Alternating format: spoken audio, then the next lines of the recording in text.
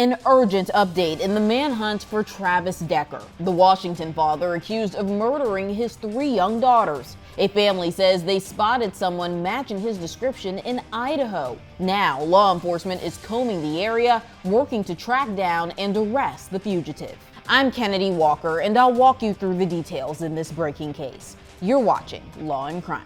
A possible breakthrough in the nationwide manhunt for Travis Decker, the Washington father accused of murdering his 3 children. We will not stop. We will keep going. The U.S. Marshals Service is following up on a new lead that suggests Decker may have been spotted in the forest of Idaho. Per Google Maps, it's more than 500 miles from where police found his truck. It's unknown how Decker would have gotten there. Over the weekend, a family camping in the Bear Creek area of the Sawtooth National Forest says they saw a man matching Decker's description. They described him as a white male, roughly 5'8" to 5'10", with a long ponytail, an overgrown beard and mustache. The person was reportedly wearing a black mesh cap, black earrings, a cream-colored t-shirt, black shorts, and low-top shoes, possibly Converse or Vans, while carrying a black JanSport backpack. The tip comes as newly released images show how Decker may be changing his appearance in an effort to stay hidden. The 32-year-old hasn't been seen or heard from since his 3 young girls, 9-year-old Peyton, 8-year-old Evelyn, and 5-year-old Olivia, were found dead on June 2nd. The girls had plastic bags over their head and zip ties around their wrists. Autopsies confirmed they died from suffocation. Blood found on Decker's abandoned truck was confirmed to match his DNA, according to the Chelan County Sheriff's Office. And now, investigators say Decker is the only suspect in the girls' murders. Decker, a former U.S. Army soldier, is also a trained survivalist. Authorities say he has the skills and the discipline to survive off the grid for weeks, even months at a time. When talking with his father, it sounds at times that he would go out and would be living off grid for sometimes up to 2.5 months. So we also understand too that he at times would do caching. So we understand that that's a possibility that he could have scoped out this area before, put supplies out there, and has the ability and the knowledge to survive for a long period of time. Search teams made up of law enforcement, K-9 units, and volunteers continue looking through dense terrain for any sign of him. Photos released by the U.S. Marshals show tactical teams in camo using spotting scopes and long-range rifles. In early June, hikers reported seeing someone they believed was Decker. A helicopter crew responded and briefly spotted a lone figure, but before they could make contact, the person vanished into the trees. And then just the behavior that we saw from the lone hiker did not match. That was typical with everyone else we were seeing up there.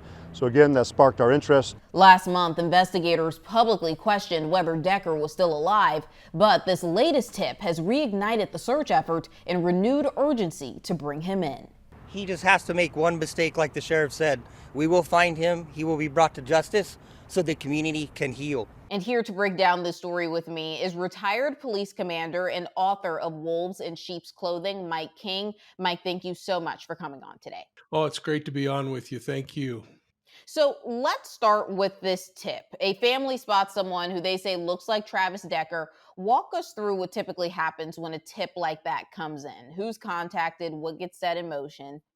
Well, I think the interesting thing here is you have to look at the previous reports we've seen have all had this individual in a confined area, although that area is, 40 miles, but it's a lot of the same location. Now we're traveling, if I'm understanding the map correctly and the locations correctly, we're about 100 plus miles to the east of that location with this sighting. So number one, you have to take into account that you've got to follow through on the information. You've got to validate if you can, or exclude that individual if you can from what people are thinking they're seeing.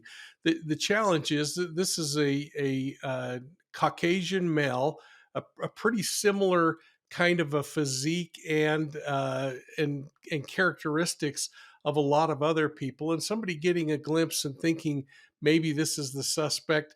You just got to take that into account. But here's the challenge for law enforcement is you can't discount it. You can't just throw it out and say, nah, he's too far away. You got to still try to either corroborate that information or exclude it from the pool of possibilities. This is a law and crime legal alert. If you received Depo-Provera birth control shots and were later diagnosed with a brain or spinal tumor called meningioma, you may be eligible for a lawsuit. Morgan & Morgan is investigating claims that patients weren't properly warned about this risk. It's free to check, takes just a few minutes, and you don't pay unless they win. So scan the QR code on your screen, click the link below, or go to forthepeople.com/LCDepo to see if you qualify. Yeah, you bring up a good point there. And the family, they did give a detailed description from the man's ponytail to his shoes. But how exactly do police go in spotting and finding this man? Well, I think you have to follow through with it, and you've got to vet this thing out because they are giving the description of someone who matches the suspect's description, and more importantly, he's traveling alone. They're indicating that he's kind of unshaven and a little bit disheveled. Does that mean that he's been wearing the same set of clothes for the month that we've been looking for him, and that his facial hair is representative of that? And his demeanor is representative of that? Or does it just happen to be somebody else that kind of looks like the guy in the area? But it doesn't change law enforcement's response. You still have to go in and figure out whether that person truly is the suspect in this case or happens to be somebody else. And hopefully, if it's just a normal Joe out for a hike, they're going to be able to validate that. And maybe it becomes something where you're posting out flyers and saying, if you're in the area and you look like this, let law enforcement know so that we know who you are and that you are in that particular area. But there's a really interesting thing that happens because now, as the water starts to recede and the runoff slows down, it's going to be more accessible to a lot more people. So this individual's ability to hide, Travis's ability to hide in the woods, might start getting limited. But the flip side of that is that his ability to then go in and sneak into people's campgrounds and steal their food and their clothing or maybe their sleeping bag to make his hideaway even more comfortable is also increasing. So it's kind of a double edged sword that law enforcement faces as the weather starts to change and improve and more people start to go into the area. And that would be my concern is his ability then to change the way he looks, to put on a different set of clothes that he steals from some campground. All of that starts to increase now as more people come into the mountains. Also, police not too long ago said that there was a chance that Travis Decker may be dead. I mean, how do we go from yes, he may not be alive anymore to oh, this possible sighting in Idaho? Just given the terrain and how much time has passed, how likely is it that this was really Decker? Yeah, that's the question, and I guess that's why law enforcement has to vet this out. Is we don't know, but again, you start to look at and weigh each piece of information that comes in. This would require that Decker has traveled 100 plus miles to the east, which he's crossing fairly low level land. So how did he get there? Did he hitchhike? Did he go along a river and then make his way back to the north? And all of those factors start to kind of weigh into this thing because that's a lot of ground to cover on foot in a short period of time. And then you've got to be able to then exclude people if you think that it's not valid information. And I think you bring up a really interesting point, and that is whether at this point if he has any kind of conscience at all and is realizing I just took the life of three of my children. Is there a level of suicidal thought going on, or even exposure to the elements that could create problems for him? So this one's a tough one because they've got. We often say this word of a needle in a haystack. If you've been in the countryside up there are so many places that a person could disappear in that rugged terrain. There are so many places that somebody could twist their ankle and fall off a rock and be wedged down between other rocks and never seen again. And so we have to take into account there could be a natural cause death, there could be an accidental death, there could be a suicidal death, or this guy could be out on the lam and making his way like a Rambo in the 2025 era. Wow. Well, we're now more than a month into this manhunt. If we could just talk about the manpower that this takes, right? Between all of the resources in Washington and now having to bring those resources to Idaho, what all goes into an active search like this? Well, I think number one, we have to look at the size of the agency that initially responded. They certainly have a volunteer search and rescue group that works through the sheriff's office and through aid by other agencies. There would be people coming in to search. But as this search broadens, again, if you're adding 100 miles to this search now by a possible sighting of him on the eastern or on that west edge of Idaho, then all of a sudden you're getting an area that's too large to just search. You now have to start putting together digital responses, hoping that there might be a credit card that gets stolen somewhere, and there happens to be some camera footage of somebody using that credit card that matches uh, Decker, or that somebody, again, like this report, sees someone that looks like him, and you follow up on that, and you start developing leads that way. But this is truly a needle in a haystack at this point, because the way he was moving in those initial sightings that we were seeing were back and forth in a confined area that was staying pretty darn close to about a 40-mile radius. And now all of a sudden this is a huge jump if in fact it is him, which in my opinion makes it more than likely less likely.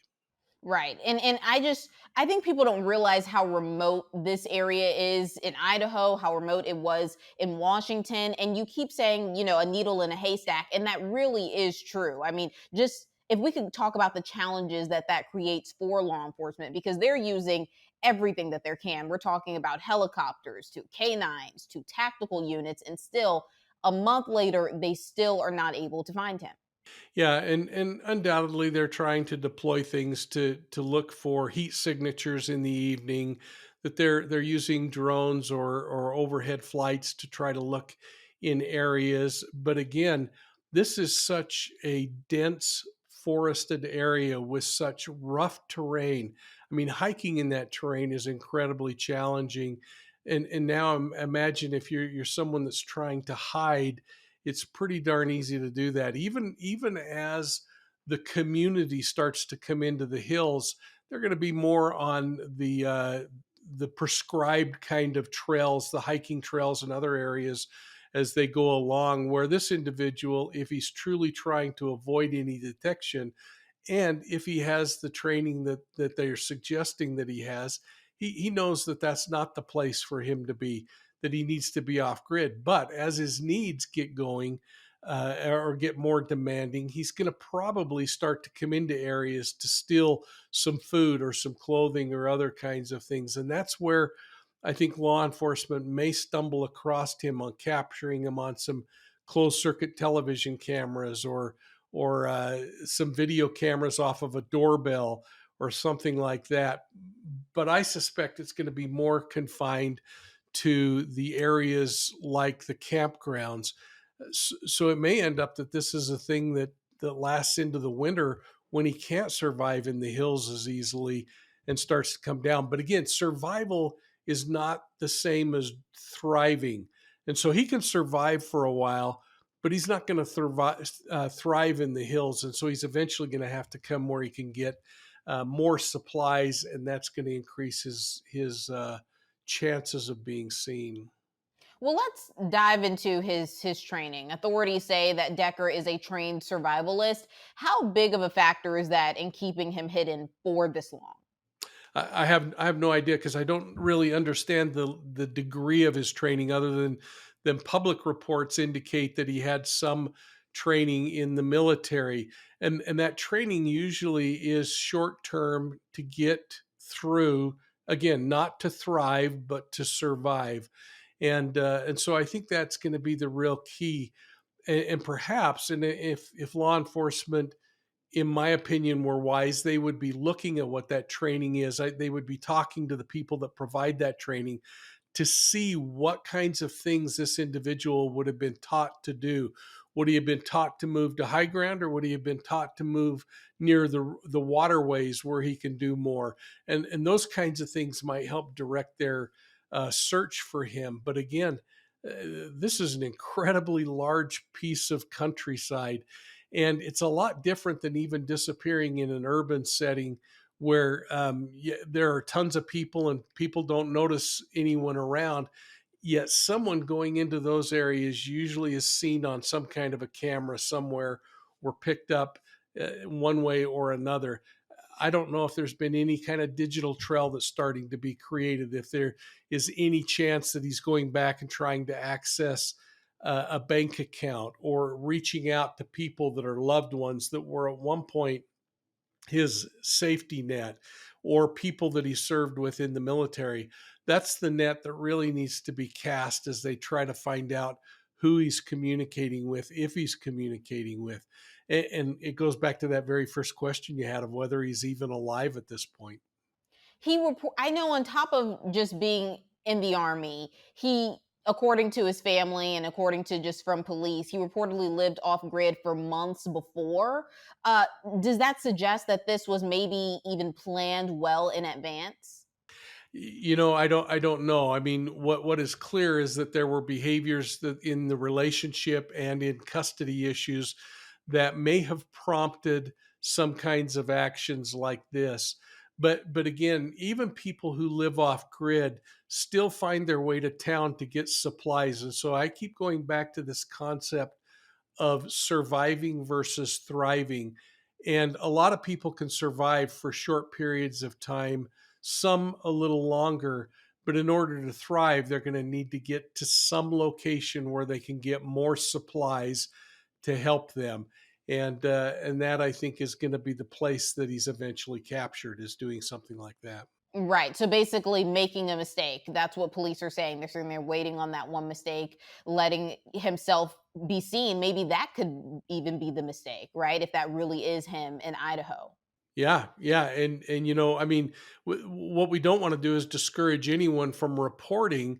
Just report valid information that really seems actionable. Not that I saw a flicker in the woods and it might have been this guy, because law enforcement, we see this happen on all kinds of cases where individuals searches, for instance, and I think of Summer Wells in Tennessee and the searches that went on in the woods. These were coordinated searches in a small area, and yet they still could have walked by a nook or a cranny that this child was either in or had fallen in or was hurt or was placed, if she was even there at all.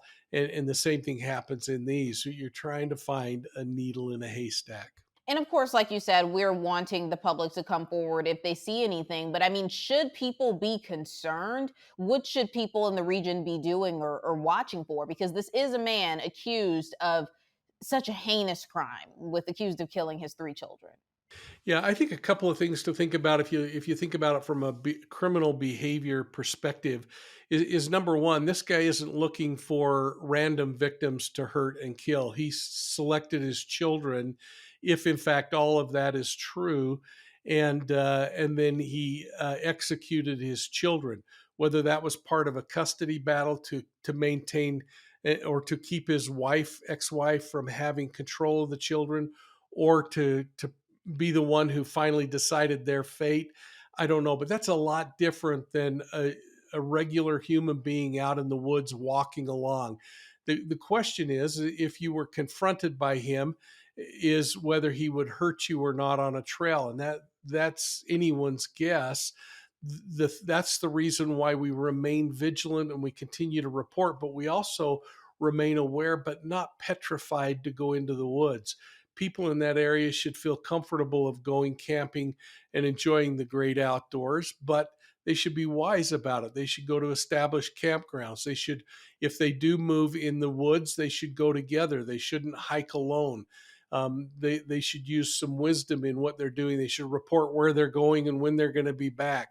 All of those things that we do to just reduce risk are things that people should do, whether there's a suspected killer on the loose or whether we're just heading out into the woods on our own. And hopefully, if this guy does have any kind of confrontation with people, it'll be more of a con type approach where he's just trying to act normal and trying to stay out of their radar, because he obviously doesn't want to get caught, or he'd walk into town. Right. And so if they do, someone believes that they see Decker, what's the safest and the smartest thing for them to do? Note the location, act like you don't see him if you happen to be hiking, and just get to a place where you can call law enforcement. Don't follow them. Don't do anything that's going to place them in further harm or at a greater risk of being harmed, but just relay the information and let law enforcement do their thing. Touching on the emotional toll that this case brings, these are three little girls that we're talking about. There's a lot of emotion here. How does that impact the urgency of this search? Well, there's no question in my mind. Law enforcement wants to have this person in custody, and they want to resolve whether this is a mental health issue or a criminal issue. It doesn't matter. The fact that those little lives were taken is elevating this. And the problem that law enforcement faces is these are police officers that have children that are similar ages. So you have this emotional tie to these cases, but you have to separate and just do the job. For the community, this is a person who has taken the life of his children, and we want to know why, and we want him in custody. We want the community safe. We want him safe, and we want some answers. Is it possible that guilt, desperation, or even fear might cause Decker to surface on his own? Oh, any number of things are possible, and I think everything you mentioned is certainly possible. I mean, the hope is that as time goes on, some sense of clarity comes back to him, and he thinks, "Oh my goodness, what have I done?" And he steps up and takes responsibility for it. That would be the best outcome right now. The very worst might be that he continues on, and we're left in the unknown, or there may be somewhere in the middle or something as tragic as a suicide occurs. And there are some people who would say, well, that wouldn't be a tragedy at all. But this again is still another human life, and we need to get him safely into custody, where he can be either taken through the criminal justice system or the mental health system. Before I let you go, what does taking him into custody look like? If hypothetically the sighting is confirmed, they find out what area he's in, they close in on the area, what would it look like to bring him to justice? I think it depends on what he fantasizes about that capture might be. If he wants to go out in a blaze of glory, it could be a very disturbing crime scene where police officers could be at risk, where his life could also be at risk. If he's had enough and he's ready to turn himself in, it could be very controlled and very safe. Well, this is a story that we will be following closely. Mike, thank you so much for coming on today. Thank you. Travis Decker is described as 5'8" with black hair and brown eyes. If anyone sees him, they're urged to call 911 immediately. For Law and Crime, I'm Kennedi Walker.